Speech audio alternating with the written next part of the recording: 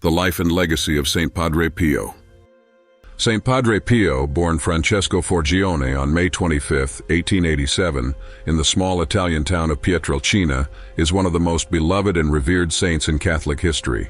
His life is a remarkable tale of faith, suffering, and miracles, leaving a profound impact on millions worldwide. Francesco Forgione was the son of simple, devout farmers. From an early age, he displayed a deep sense of piety and devotion to God. Even as a child, Francesco experienced visions of Jesus, the Virgin Mary, and other heavenly figures. Despite his frail health, he felt a strong calling to religious life. At the age of 15, Francesco entered the Capuchin Franciscan order, taking the name Pio in honor of Pope Pius I. He dedicated himself to prayer, fasting, and rigorous ascetic practices. However, his health remained fragile, often complicating his studies and spiritual practices. Nonetheless, his determination and faith allowed him to persevere, and he was ordained a priest in 1910 at the age of 23.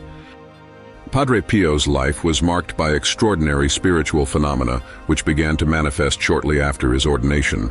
Among these were the stigmata, wounds resembling those of Christ's crucifixion, which he received in 1918 while praying before a crucifix.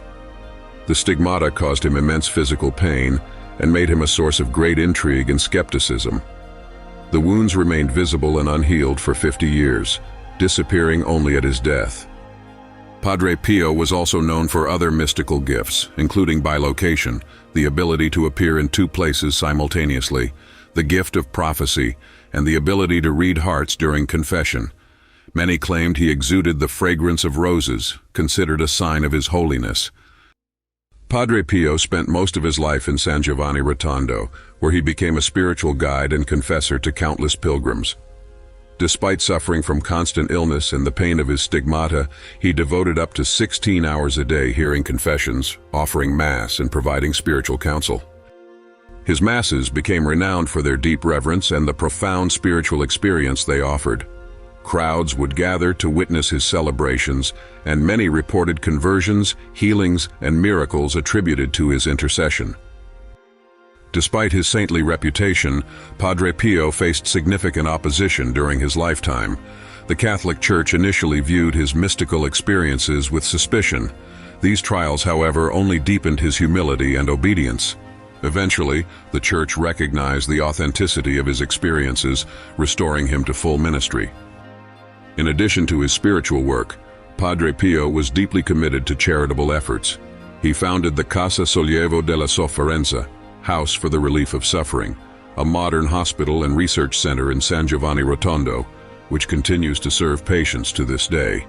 This project reflected his deep compassion for the sick and suffering, combining his love for both spiritual and physical healing. Padre Pio passed away on September 23, 1968, at the age of 81. His death marked the end of a life filled with extraordinary grace and unwavering devotion to God.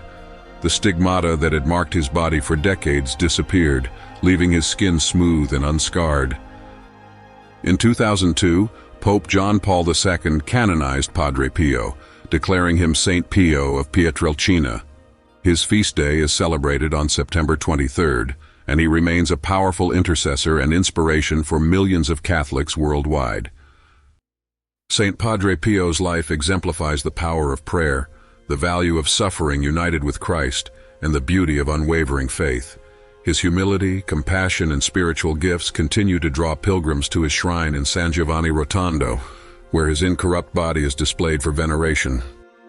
He is remembered not only as a mystic and miracle worker, but also as a humble servant of God, teaching the world the importance of trust in divine providence through his famous phrase, "Pray, hope, and don't worry." Padre Pio's life challenges us to deepen our faith, embrace our crosses, and live with trust in God's providence. May we follow his example and strive for holiness in our own lives.